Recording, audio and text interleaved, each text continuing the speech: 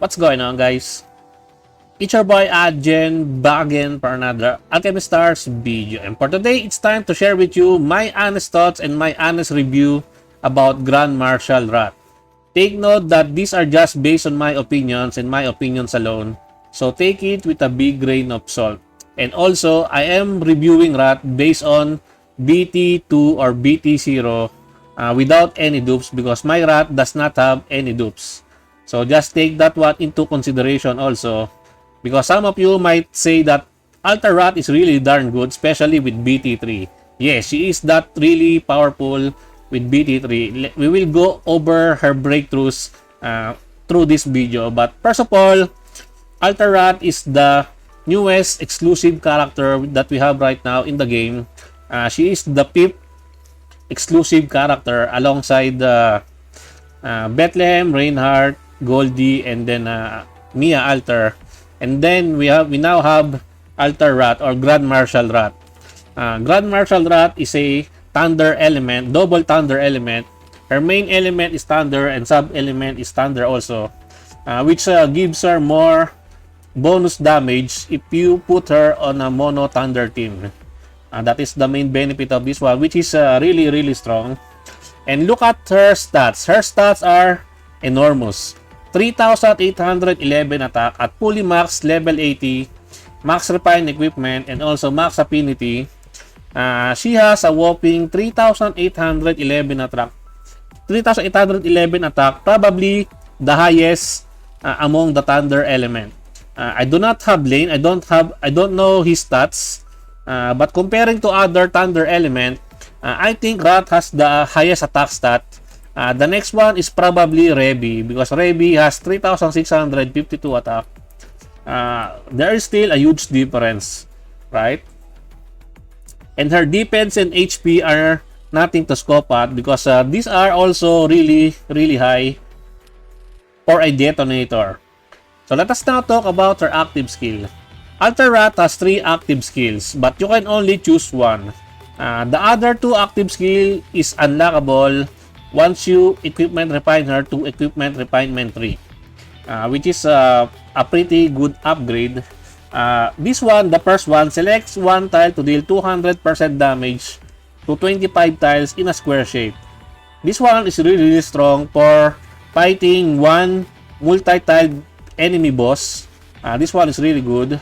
The other one, this one, skill cooldown +1 after casting, deals 300% damage to all tiles, and final damage increases by 30%. This one is pretty good against multiple enemies, because this one is an area effect damage or AoE damage kill, which is nice for mobbing. And then the last one, select one tile to deal 100% damage to 9 tiles in a square shape. This one is also pretty good against multi-tile enemies or bosses, but I prefer the first one. This one is really good for bossing. But if you are fighting multiple targets, multiple enemies in the field, then you might want to be using this one for easier mobbing or killing the mobs, killing the ads or something like that. It's really strong. But it has a 3 rounds cooldown. Next, her chain combo has a chair 4 combo. I was wrong that I thought this one is she's going to be the very first character to have this chair 4 combo, but it turns out that Muyu Bei already has the chair 4 combo. I was not really aware about that one because I don't use Muyu Bei because I just recently got her from my previous summons way back when she has her RRR banner. And then her equipment skill, Thunder Fury. This one will just make her attacks really powerful, because this one can target enemies within 8 tiles in a cross shape. And then enemies attacked by the active skill will enter Thunderous Echo status for 2 rounds, and then deals 50% damage to targets under the Thunderous Echo within 12 tiles in a diamond shape for each tile the team traverses. To my understanding, correct me if I'm wrong, If the enemy is hit by the active skill, you will deal more damage to that enemy. The enemy will get debuff. It will have this called Thunderous Echo debuff. And then if the enemy has this Thunderous Echo debuff, you will deal more damage to that enemy. Rat will deal more damage to that enemy. That is my understanding with her equipment skill. So if I said something incorrect, please do correct me. I would gladly appreciate that one. So with regards to her breakthrough, her BT3 is pretty darn good. If you have the resources, then go for this one, because this one will make Grand Martial Rat really powerful, because this one gives you preemptive strike, and preemptive strike is always pretty good in any character, especially for a DPS for bursting boss enemies. Her BT6 is for whale territory. If you're a whale, then you're probably gonna be using this one. This one reduces skill cooldown by 1 round. Pretty good also. So the active skill will now be 2 rounds cooldown only, and it makes her really powerful. Now, my honest thoughts about Altar Rat or Grand Martial Rat. Grand Martial Rat, without a doubt, is a very powerful DPS character. She's really that strong, especially paired with Chlorine. The double chain combo attack with Chlorine is always broken in the Thunder team. But I kind of wish that Rat is not a Thunder element. I was hoping that Altar Rat is going to be a water element because of the pattern. Because first exclusive, we have Bethlehem. Second, we have Reinhardt. Third, we have Goldie. And fourth, Fire, we have Mia Altar. So I thought it's going to be water, but sadly, they changes the pattern for the element of the exclusive character releases.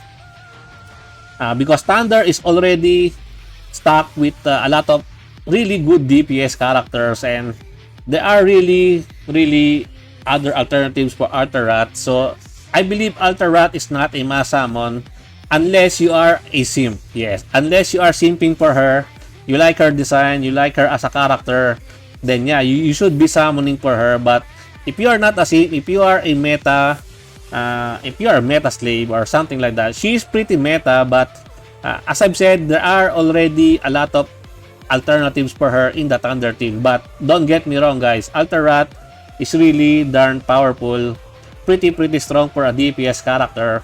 And also, she has no utility aside from damage. It makes sense because she is a DPS character, but her damage potential is really strong, really high. But it would be nice if she has a little bit of utility, something like one tile conversion or a teleport or a pushback or a knockback, something like that. She does not have any form of utility. That is one of my gripes about her. And comparing her to other exclusive character, I think Altar Rat, kit-wise, is the least desirable out of the 5 of them.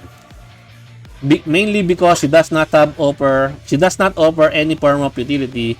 Because first, we have Bethlehem, a really powerful tile converter with buffs. Reinhardt, really strong with a strong DPS and also some team-wide buff and a really powerful burst. Then we have Goldie, which synergizes very well with the forest element, the enhanced style. And then we have Mia Altar, which is also pretty darn good, which synergizes very well with the fire shielders like Nobio and Lilica or something like that. But Rat is just a pretty basic generic DPS character that has really high stats and really high multiplier. That is what she can do. That is what she can offer. But yeah, that is my honest thoughts and my honest review about Rat. If only she has some form of utility, then maybe she's not the least desirable out of the exclusive characters. But kit-wise, I mean design-wise, she is the most gorgeous out of them all. In the design-wise, out of the 5 exclusive characters, she is the best looking character next to none. He is at the top. Design wise, Grand Marshal Rat is number 1. Number 2 is going to be Reinhardt. Number 3 is Bethlehem. Number 4 is Goldie. Number 5 is Mia Alter. But when it comes to kit-wise, number 1 is Reinhardt. Number 2 is Bethlehem. Number 3 is Goldie. Number 4 is Mia Alter. And then number 5 is Rat Alter. So yeah, what do you guys think about Alter Rat? Is she good or is she not really does not really impact the game? Well, I think that's it for me for today, guys. I hope you enjoyed this video. Please leave a like and subscribe. I would really appreciate it if you could help me grow my channel more. And thank you to everyone who are supporting my channel. I appreciate every one of you. Until next time, peace.